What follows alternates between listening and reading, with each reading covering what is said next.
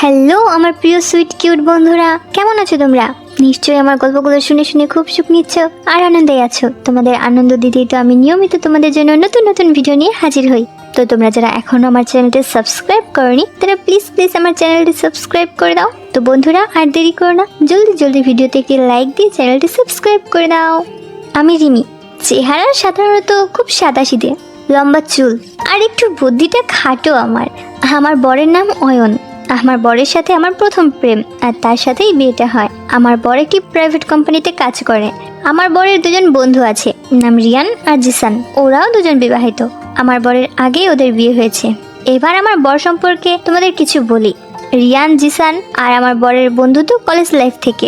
তাদের বউরাও ছিল আমার ব্যাচের মেয়ে ফ্রেন্ড, তাই সবাইকে আমার বর খুব ভালোভাবে চিনত। আর আসল কথা হলো, আমার বর ছিল ওদের গ্রুপের সবচেয়ে হ্যান্ডসাম ছেলে, তাই আমার বর সবার ক্রাশ ছিল। আর সেই সুযোগটাই আমার বর খুব বেশি কাজে লাগাতো। তাই আমার বরের বান্ধবীরা বরের আদর থেকে বঞ্চিত হয়নি। প্রায় 6 মাস রিয়ানের বউ আমার বরের গার্লফ্রেন্ড ছিল, আর 2 মাস পর জিসানের বউ ছিল আমার বরের গার্লফ্রেন্ড। যদি রিয়ান আর জিসান তখনও ওদের বিয়ে করেনি, কিন্তু ওরা সবাই জানতে চাইতো আমার বরের গার্লফ্রেন্ডদের ও কিভাবে ভোগ করতো।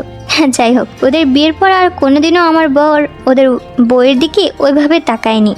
কিন্তু আমার বর ঠিকই জানতো ওরা মনে মনে একটু হলেও ওর উপর রেগে আছে। কারণ যতই হোক, ওদের বউয়ের শরীরের কোথায় কি জিনিস আছে, কিরকম আওয়াজ, সবই আমার বরের জানা। আমাদের বিয়ের পর ওরা দুজন অনেকবার আমাকে পটানোর চেষ্টা করেছে, কিন্তু আমি খুবই শক্ত। ওদের কথায় কখনোই আমি গলে যাইনি। আমি কিছুদিন আগে আমার বরের আগের একটা কথা জানতে পারি।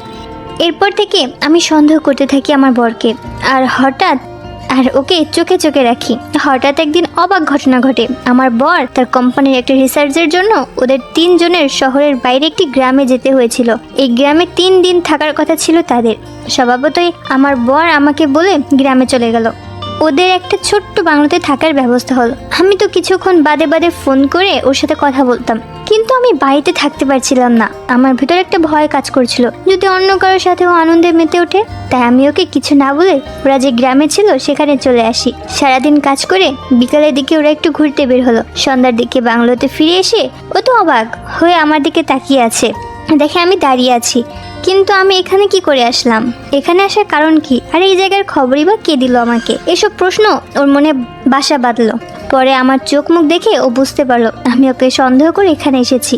আমি এখানে কেন এসেছি এটা আমার বর আমাকে জিজ্ঞাসা করলো, কিন্তু আমি কোনো কিছুই বললাম না। শুধু বললাম আমিও এখানে থাকবো তোমাদের সাথে। আর এদিকে সমস্যা হলো যে আমি থাকবো কোথায়, কারণ ছোট্ট ঘরে একটা খাট, আর ওরা 3 জন ছেলে। ঠিক হলো আমার বর আর আমি খাটের উপরে ঘুমাবো, আর ওরা দুজন নিচে ঘুমাবে। তখন আরো একটা সমস্যা দেখা দিল, আর তা হলো আমি তাড়াহুড়ো করতে জামা কাপড় কিছুই আনিনি। তাই আমার বরে একটা জামা আর একটা হাফ প্যান্ট পরলাম। আমাকে প্যান্ট পরে খুবই সুন্দর লাগছিল, বিশেষ করে আমার পরিষ্কার পা দুটো যেন সারা ঘর আলোকিত করে দিয়েছিল। আমার বরের বন্ধুরা তো ওদের চোখ দিয়ে আমাকে গিলে খাচ্ছিল। মন ভরে ওরা আমাকে দেখতে লাগলো। তার কিছুক্ষণ পর ওরা সবাই বিদেশি পানির বোতল নিয়ে আসলো। 3 জনে ছোট ছোট করে খেতে লাগলো। নেশা তেমন কিছুই হলো না। আমি রিয়ান আর জিসানের মুখের দিকে তাকিয়ে দেখলাম ওরা আমার দিকে অন্যরকম দৃষ্টিতে তাকিয়ে আছে। আমার ভেতরে অন্যরকম অনুভূতি খেলে গেল। আর মনে মনে ভাবলাম, ওরা যদি আমাকে একসাথে ভোগ করতে চায় তখন আমি কি করব? বন্ধুরা তোমরাই বলো, তখন কি আমার ওদের ডাকে সাড়া দেওয়া উচিত? হ্যাঁ, আমি মনে মনে ঠিক করে নিয়েছি, ওরা যদি আমাকে নিয়ে আনন্দে মেতে উঠতে চায় তাহলে আমিও ওদের সাথে নিজের ইচ্ছা পূরণ করব। ওরা দুজনে আমাকে নিয়ে অনেক হাসি ঠাট্টা করতে লাগলো। একসময় কথা উঠলো মডার্ন মেয়ে নিয়ে। এখন রিয়ান আমাকে ইঙ্গিত করে বলল, ভাবি তুমি কিন্তু এতদিন শহরে থেকে মডার্ন মেয়ে হতে পারলে না। আমি বললাম, কেন? আমার কোন দিকটাই মডার্ন ভাব নেই। আমার পা থেকে মাথা অবধি ভালো করে দেখে নিয়ে তারপর বলল, দেখো ভাবি, আজকে যদি তুমি মডার্ন হতে তবে এই জামাটাই শুধু পরতে, নিচে প্যান্ট পরার কোনো দরকার ছিল না। তোমাকে দেখতে আরো বেশি ভালো লাগতো, আর তুমি নিজেকে মডার্ন মেয়ে বলতে পারতে। এমনিতেই আমার বর আমাকে কোনো জামা কাপড়ে নিষেধ দেয়নি। তাই আমি একবার আমার বরের দিকে তাকিয়ে তারপর রিয়ানের দিকে তাকিয়ে বললাম, দাঁড়াও, আমি এক্ষুনি আসছি বলে ঘর থেকে দৌড়ে বেরিয়ে গেলাম।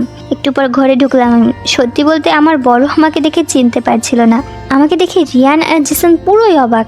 ওরা আমার দিকে অপলক দৃষ্টিতে তাকিয়ে আছে, আর আমি মনে মনে বলছি, তোমাদের দেখাতেই তো আমি এই সাজে তোমাদের সামনে এসেছি, নাও আমাকে মন ভরে দেখে নাও। আমি আমার বরের সাদা জামাটাই পরে এসেছি। জামাটা সাদা হওয়ার কারণে আমি ভিতরে কি পরেছিলাম সেটাও দেখা যাচ্ছিল। রিয়ান আর জিসানকে দেখে মনে হচ্ছিল ওরা আমাকে পুরো গিলে খাবে এমন অবস্থা। আমি যখন খাটে এসে বসলাম আমার সবকিছু স্পষ্ট দেখতে পেল সবাই, সেটা আমি জানি। আমার এই রূপ দেখে আমার বর নিজেকে ঠিক রাখতে পারছিল না। আমি বুঝলাম আমাকে দেখে আমার বরের যদি এই অবস্থা হয় তাহলে রিয়ান আর জিসানের কি অবস্থা হবে। আমি বললাম দেখো এবার আমাকে কেমন লাগছে। রিয়ান বলল ভাবি তোমাকে তো দেখতে মডার্ন আর হেভি লাগছে। জিসান মাথা নেড়ে বলল হ্যাঁ সেটাই তো লাগছে ভাবি, কিন্তু শুধু পোস্ট আর মডার্ন দেখালে হবে না, এটার বাইরে বের করে দেখাতে হবে। আমি বললাম সেটা আবার কি করে। জিসান বলল এটা খুব সোজা, তুমি একটু ডিজে গানে নাচবে আর আমরা দেখবো, তাহলে আসল মজা হবে। আমি বললাম ঠিক আছে চলো এখন আমরা ডান্স করব। আমার বর শুধু আমার কাজকর্ম দেখছিল আর মনে মনে ভাবছিল আজকে আমার বউকে ওরা শেষ করেই ছাড়বে। ডান্স করতে উঠবো, ঠিক এমন সময় কারেন্ট অফ হয়ে গেল। পুরো ঘর একদম অন্ধকার, আমরা চারজন খাটি আর লাইট অফ। লাইট কোথায় আমরা কেউ জানি না। জিসান বলল যে যেখানে বসে আছো সবাই চুপচাপ থাকো। হঠাৎ অন্ধকারে কেউ আমার ওই দিকটায় হাত দিল আর হাত দিয়ে ধলাই মলাই করছিল। আমি ভাবলাম আমার বর হয়তো অন্ধকারে আমার কাছে এসেছে, কিন্তু কিছুক্ষণ পর দেখি একজন কিস করা আরম্ভ করে দিয়েছে। আমি তো পুরো অবাক, কেন দুজনের স্পর্শই আলাদা। তারপর আমি বাধা দিলাম না, কারণ আমার বেশ ভালোই লাগছিল।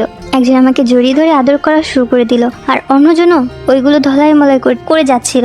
আমি আরো উত্তেজিত হয়ে গেলাম, জোরে জোরে শ্বাস নিতে লাগলাম। এভাবে দুজন আমাকে আদর করতে লাগলো। আমি এর আগে কখনোই এমনটা পাইনি। আমি ভেসে যাচ্ছিলাম আনন্দের সাগরে। এভাবেই বেশ কিছুক্ষণ কেটে গেল। হঠাৎ করে কারেন্ট চলে আসলো আর যা দেখলাম তাতে আমি পুরো অবাক। দেখি আমার বর খাটের এক পাশে চুপচাপ বসে আছে। রিয়ান আর জিসান তখনও আমাকে আদর দিয়ে যাচ্ছে। আমার বরের দিকে তাকিয়ে দেখি আমার বরের মুখ একদম শুকিয়ে কাঠ হয়ে গেছে, কিন্তু মুখে কিছু বলো না, কারণ ও ওদের বউদের সাথে এমনটা করেছে। তারপর রিয়ান আর জিসানের খেলা শেষ করলো। আর যাই বলো বন্ধুরা, আমি কিন্তু বেশ মজা পেয়েছি। আমার বর তখন ওর বন্ধুদের বলল তোরা তাহলে প্রতিশোধ নিয়েছিস, তোদের বউদের সাথে আমি খেলেছি বলে তোরা দুজন মিলে আমার বউয়ের সাথে খেলা শেষ করে দিলি। বন্ধুরা আজ এ পর্যন্তই। আশা করি গল্পটা তোমাদের কাছে অনেক ভালো লেগেছে। তো বন্ধুরা আজকের গল্পটি তোমাদের কাছে কেমন লাগলো ফেসবুকে মেসেজ করে আমাকে জানিয়ে দিও। আর আমার চ্যানেলে অন্যান্য গল্পগুলো শুনে এসো। আর অবশ্যই ভিডিওতে একটি লাইক দিয়ে চ্যানেলটি সাবস্ক্রাইব করে দিও প্লিজ। তোমরা সবাই অনেক অনেক ভালো থাকো আর নিয়মিত আমার গল্পগুলো শুনবে, কিন্তু আমি নিয়মিত তোমাদের জন্য মজার মজার গল্প নিয়ে আসবো। আর ফেসবুকে আমার সাথে আড্ডা দিতে জলদি ডিসক্রিপশনে দেওয়া লিঙ্ক থেকে আমাকে ফেসবুকে মেসেজ দাও। বাই।